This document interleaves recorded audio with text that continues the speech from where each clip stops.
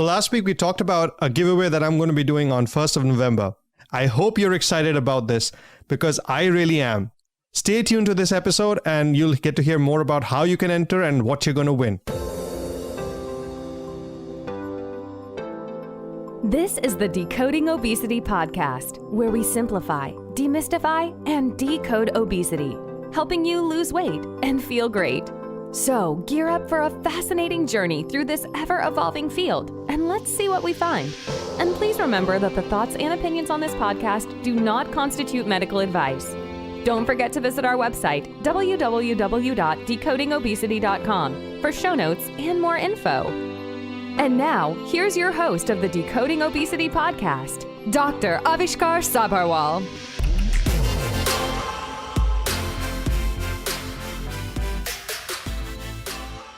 I'm sure you must have heard of Alcoholics Anonymous, but have you heard of Overeaters Anonymous? Hi friend, welcome to this episode of the Decoding Obesity podcast.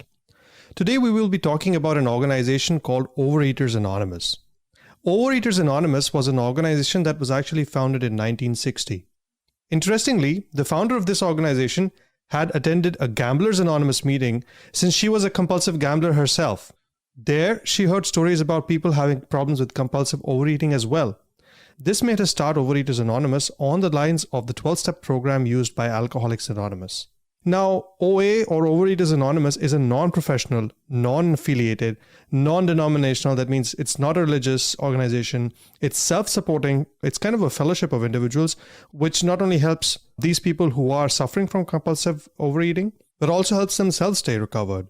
According to their website, they have about 6,500 OA groups in over 75 countries that meet each week with 60,000 members. That's a huge number. The OA members use the 12 steps, 9 tools, and 12 traditions to support each other in recovering from unhealthy relationships with food and body image. So let's just discuss about, these 12 steps, the 9 tools, and the 12 traditions and what exactly they entail. The 12 steps are the same as the ones that are used by Alcoholics Anonymous. So step 1 is the beginning of the program and starts with accepting the fact that the members are powerless over food. Now, this is a critical step in my opinion because accepting a problem is the first step in working towards a solution. Step 2 is about having hope that even though the members are powerless over food, there is a greater power that can help them overcome this and help restore sanity. This is another important step because without hope, there is no motivation to move forward. Step 3 involves having faith and surrendering to a higher power to help them with the problem. A lot of times, having faith in something is very important. Having faith takes away the doubt and makes one completely immersed in the process. Reading this step kind of made me wonder, is it going to be open to atheists and agnostics and people of different faiths? So I came across this section on their website which specifically addresses this with respect to atheists and agnostics. It says that it's a non-religious organization, so you may or may not be believing in God. The only requisite is that you believe in a higher power. Now that may be a God, that may be the greater power of the community itself that can help you restore the sanity that you need. Step 4 involves really being true to oneself. It involves making an inventory of all the mistakes that one person has made, and this I'm sure requires a lot of courage. Step 5 is about integrity. That is honestly sharing whatever has happened with oneself and with other members of the group. Step 6 is about willing and being ready to have these shortcomings removed. Step 7 is about having humility and asking the higher power to remove these shortcomings.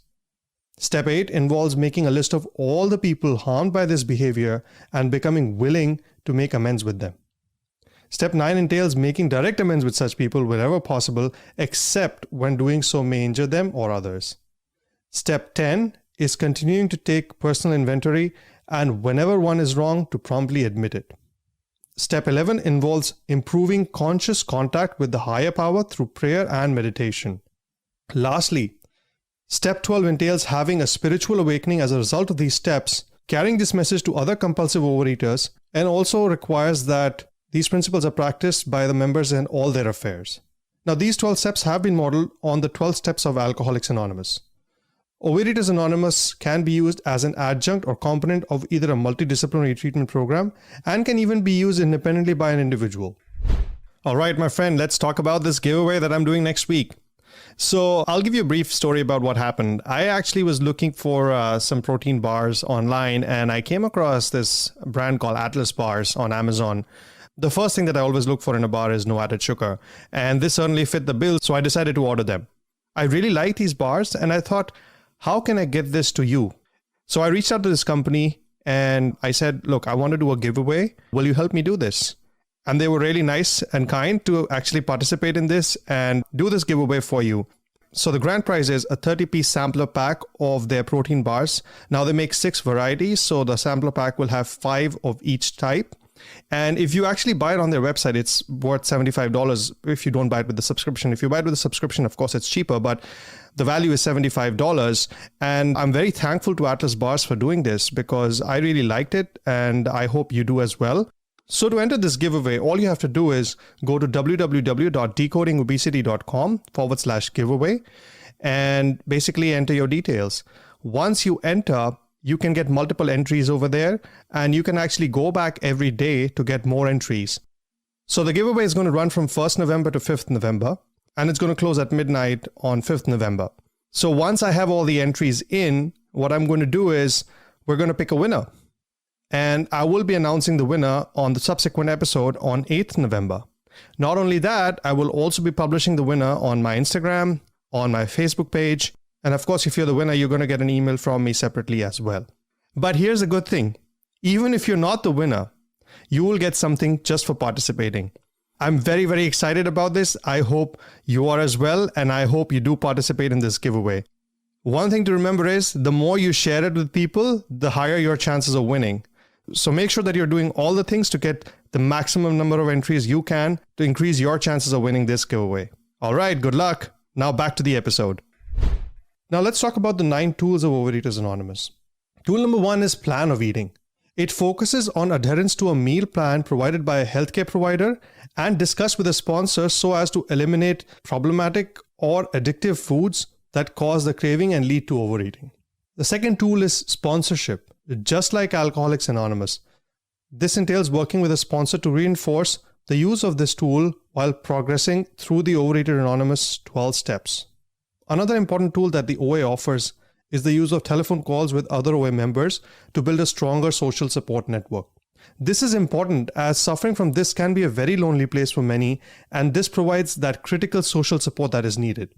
Friends, I just want to remind you, this is so important, and that is why I've created, the Decoding Obesity community, which is a free Facebook group where you can find support from others who are on the same weight loss journey as you are.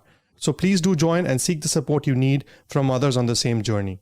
You can head on to www.decodingobesity.com/Facebook to join, and it's a free tool to get the social support you need on your journey to weight loss.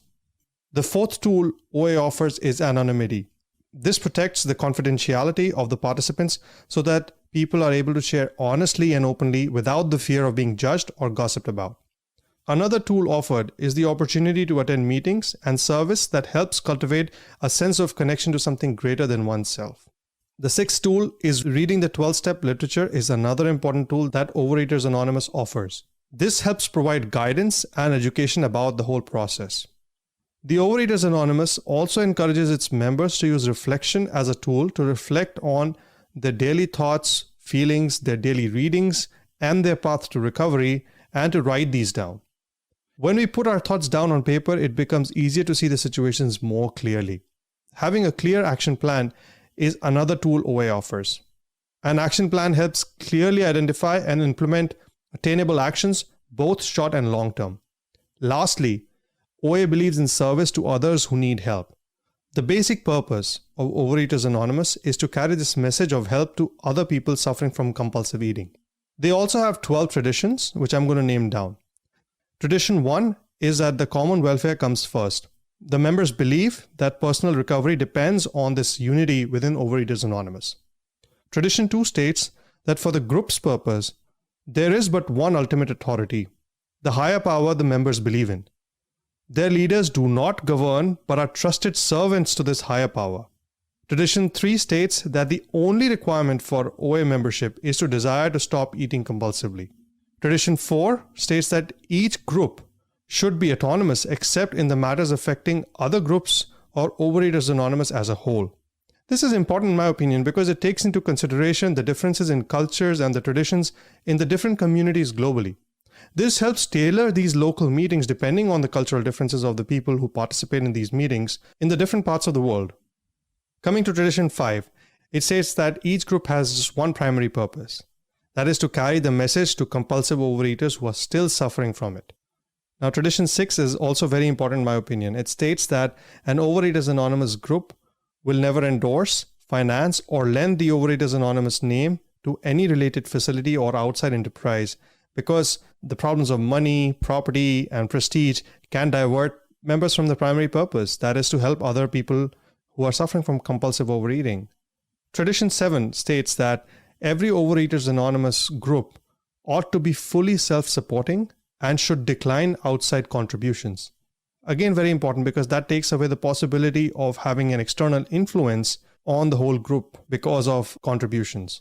Tradition 8 states that Overeaters Anonymous should remain forever non-professional, but their service centers can employ special workers. Tradition 9 states that OA as such will never be organized, but may create service boards or committees directly responsible to those they serve. Tradition 10 states that Overeaters Anonymous has no opinion on outside issues, hence the Overeaters Anonymous name should never be drawn into public controversy.